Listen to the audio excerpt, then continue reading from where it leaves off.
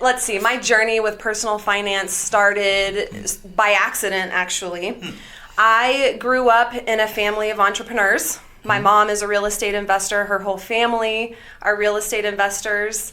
And my dad is also an entrepreneur. He owned and operated franchise businesses for my whole life in Texas, where I grew up. And then when we moved to Boulder, he bought a franchise and did that until he retired. Nice. So we talked about money at the dinner table, whether we were talking about, business decisions or what's happening in the market or what should we do with this property, or should we leverage this, or should we buy this, or should we sell? And so I just thought that was normal, because as a kid, you think everything your parents do is right and normal, right? Right. Absolutely. Yeah. So I got to college, and I knew that I wanted to buy property as soon as I could. Awesome.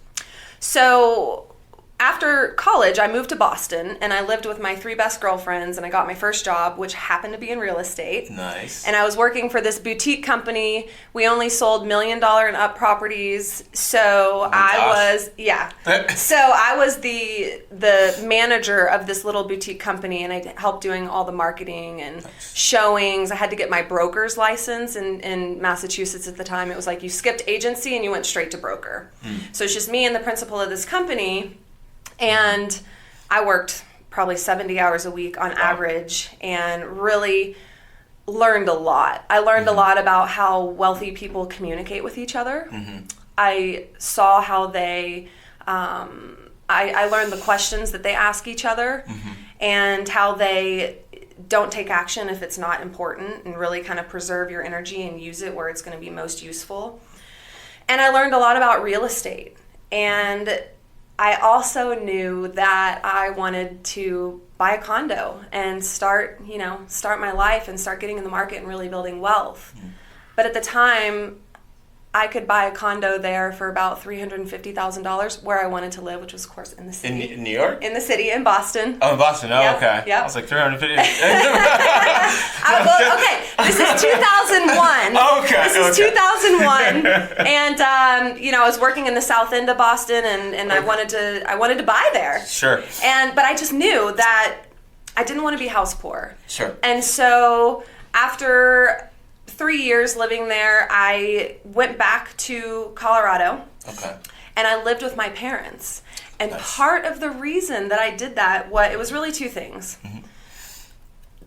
One of them was that I wanted to buy property, and I didn't think that I'd be able to do it with my salary, my entry-level salary at the time. But the other reason I moved back to live with my parents is because I got really sick when I lived in Boston. Really? And I had health insurance, but at the time it wasn't mandatory that you have a rider saying that you have to have prescription coverage. My medication was $5,000 a month. So, on the one hand, thank goodness I had credit, because my mom, put me on her credit card, instant credit right there when I was a teenager. And I built my credit all the way until, I was in my 20s. And so I was able to fall back on those credit cards to buy my medication, which is good. But after 6 months of that, I'm looking and I'm like, $30,000. Oh my God. Like, how am I? And I want to buy property? No way. And I was sick. So who better to go home to than your parents? right. They're good for that. Absolutely. Yes. I can agree with that. Nice. Wow. So to get to, how I got my start in personal finance, from there, I moved home. I started to get better. I got a great job, again, in real estate, and I just saved every penny that I earned. And during that time, I was working for a home builder, found a great house, and built my first house in 2005. Nice. And I'm asking myself, why aren't my friends doing this? It was empowering for me because I immediately got a couple of roommates and started making a little bit of money. Nice. And I wanted to help other people in the way that my parents had helped me by just giving me that education. You need savings, you need a good credit score, and you need a job to buy property. And I had those things.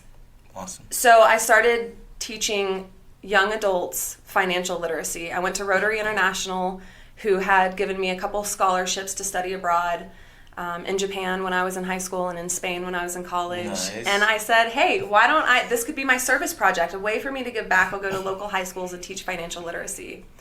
And that's how it all began. And I did that alongside my full-time jobs, all of my consulting gigs and finance, working with startup companies all throughout the years. And then in 2012, I turned it into a business and started doing it more. And then in 2016, I started teaching personal finance, financial coaching, financial education full-time. Wow.